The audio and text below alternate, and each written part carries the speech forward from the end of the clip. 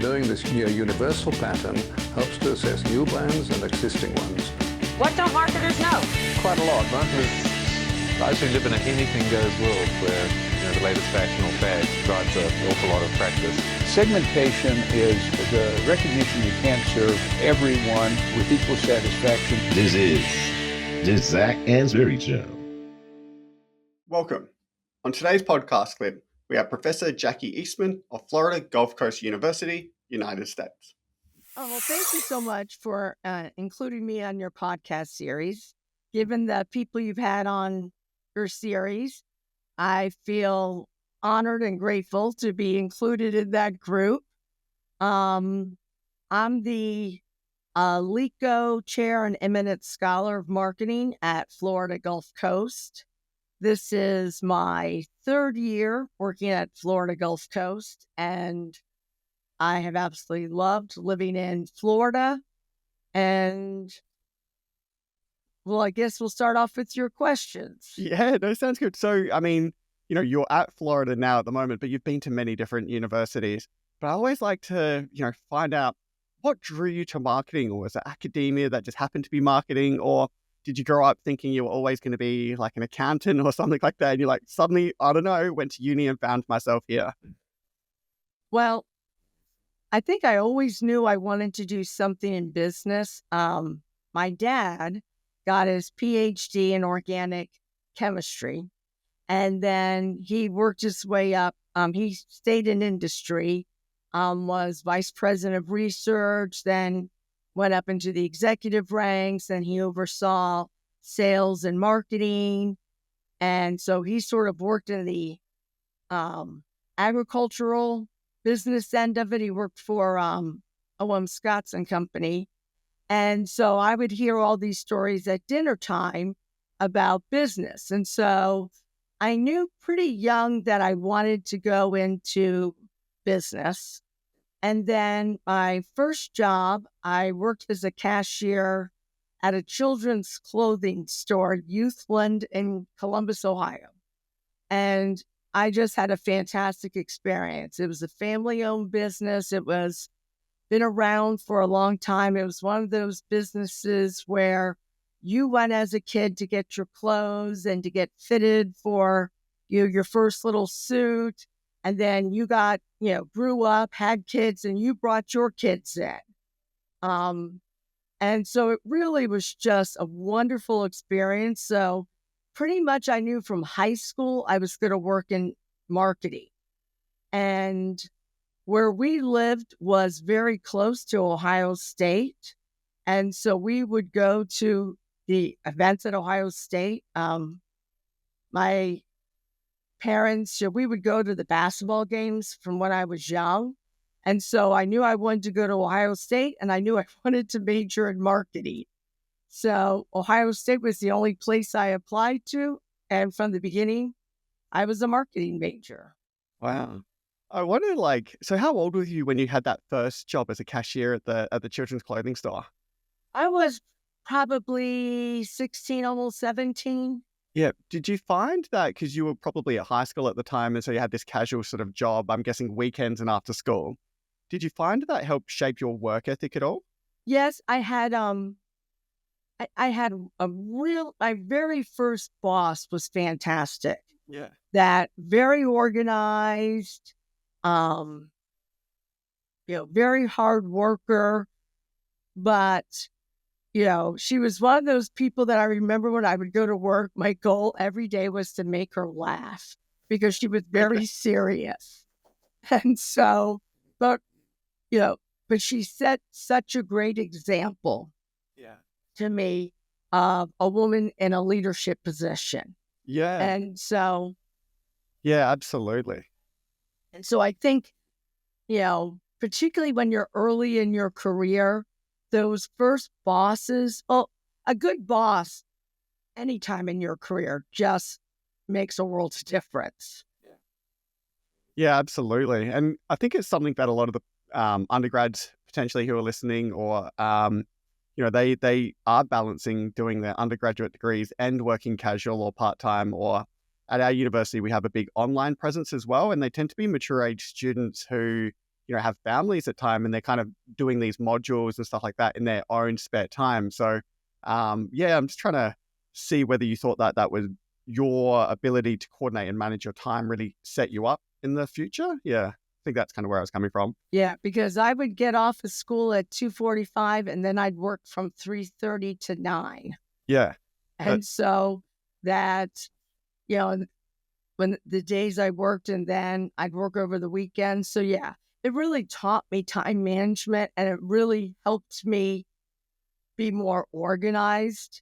And when I look at you, I know my weaknesses, which I would prefer not to discuss, but I think one of my strengths is time management and organization skills.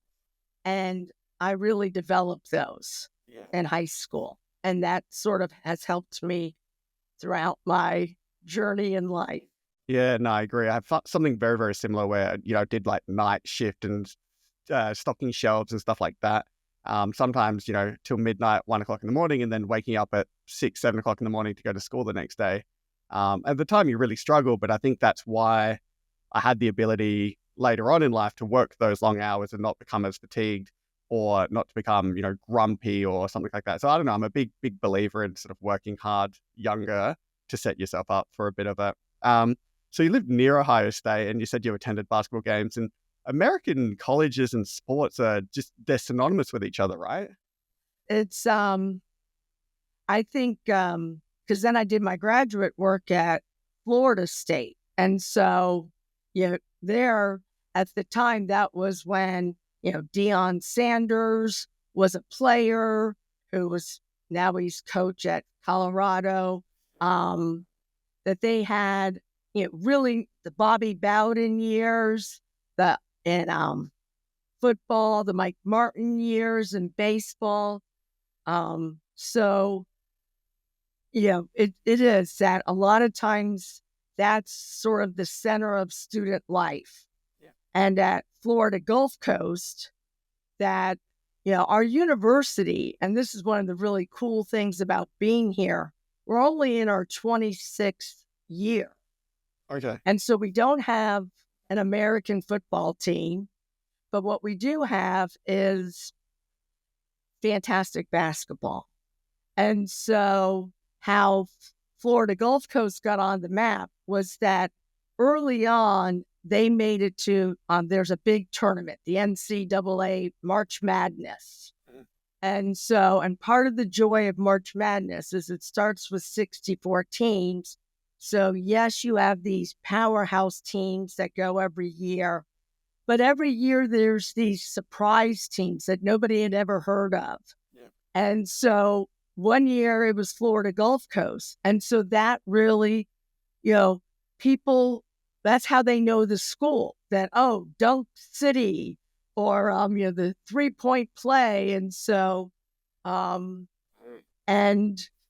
girls team has made it to the NCAA tournament last year, and they're number one in their division this year. So we're hoping that they go again. The men's team's been looking real good. So it's fun.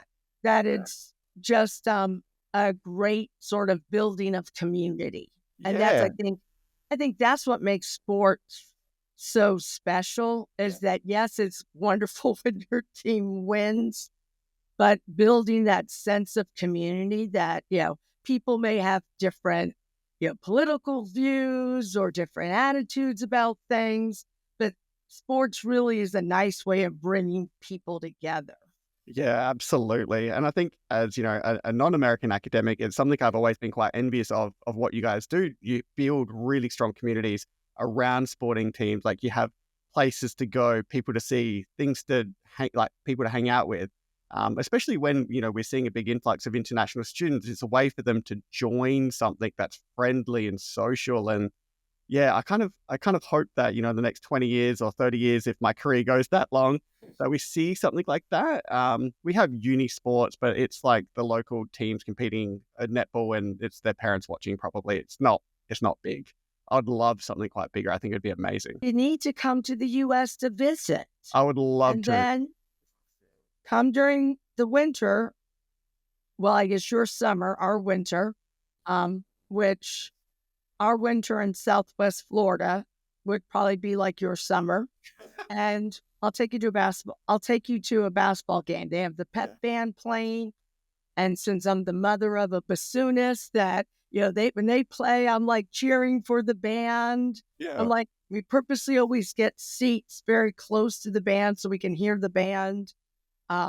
So yes, I will take you and you can experience an American college sporting event. Yeah, I think that'd be phenomenal. Thank you. So as you mentioned, you started in Ohio State, ended up at Florida State.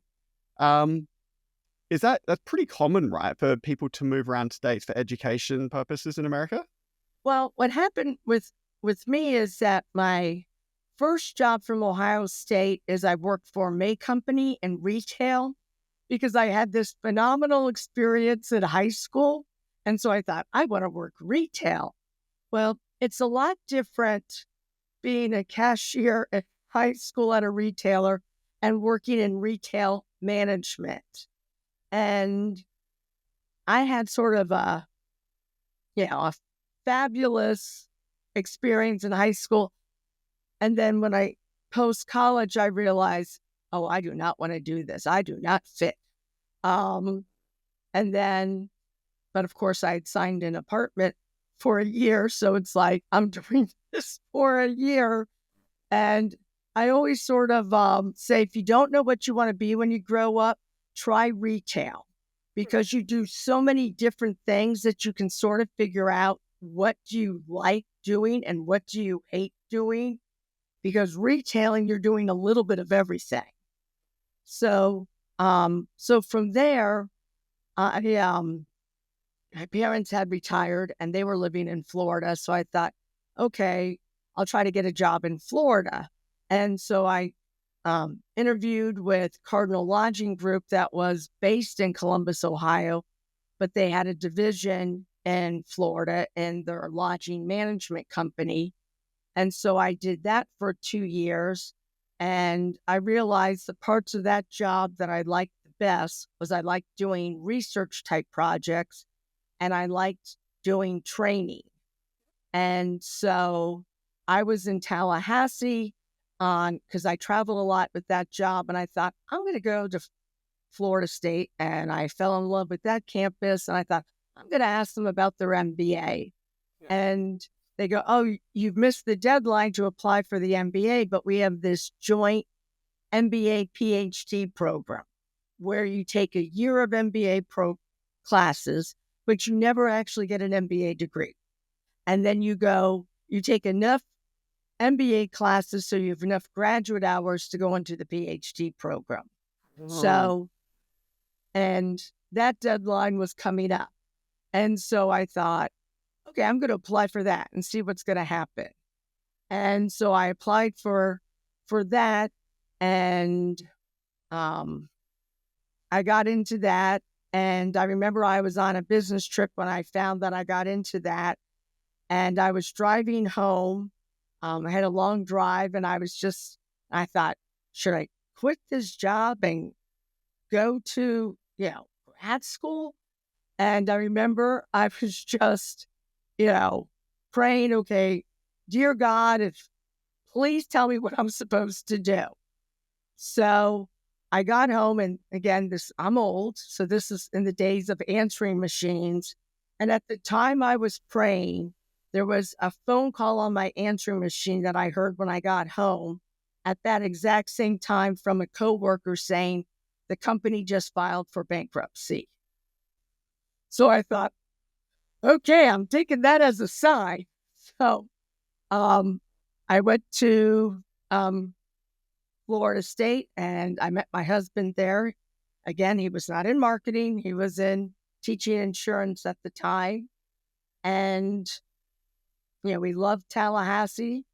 And then when I graduated, my husband was still working at Florida State in insurance, and so teaching insurance. And so I was commuting 3 hours round trip, an hour and a half each way in my first job at Valdosta State. Oh, wow. What a moment. right? You had this like real pivotal, and not only just in your professional career, but like your personal life. Like if you didn't make Yeah. that decision, you would not be married to your husband right now.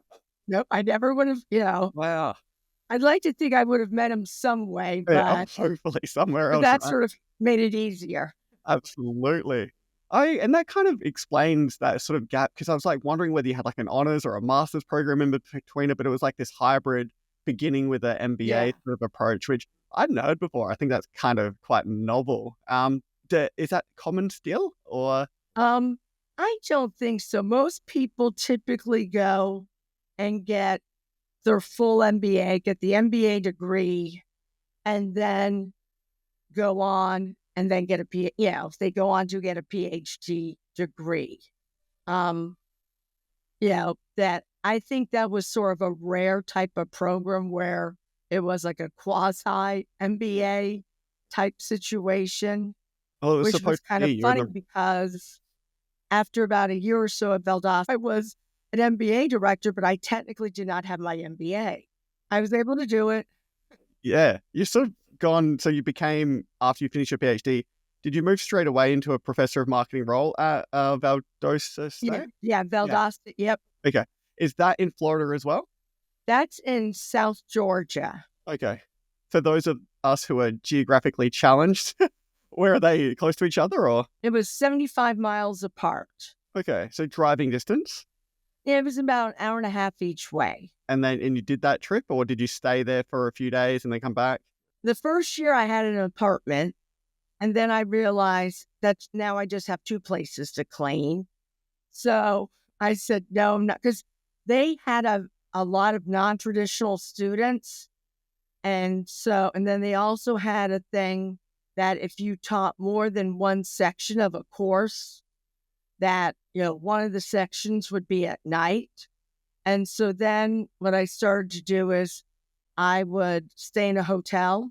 And so basically, I would just stay at, like a Fairfield Inn. And so then I got enough points that we went to Hawaii twice on my hotel points. And then after 9/11 happened, I thought, no, because I was in the hotel when 9/11 happened. And I remember calling my husband, and he was at work. And I remember, again, we didn't have, cell phones like we do now. I remember holding the phone up to the TV because he's like, no, that did not happen. And I'm like, listen. And I remember just holding the phone up to the television so he could hear the news going on. And then I said, okay, I'm not going to teach late at night anymore. I'll teach. So I would, teach earlier in the evening, and then I would get home. Really is one of those events that everyone knows where they were when they found out. Yes. Yeah, that's how pivotal it is to like generations. I still remember I was a little kid and I was watching cartoons before school, and all of a sudden the TV channel without notice just changed to live images of everything that happened. Right, we all know what happened. It was one of those things. Knowing this near universal pattern helps to assess new brands and existing ones. What don't marketers know? Quite a lot. Marketers, I actually live in an anything-goes world where the latest fashional fad drives an awful lot of practice. Segmentation is the recognition you can't serve everyone with equal satisfaction. This is the Zach Ansbury Show.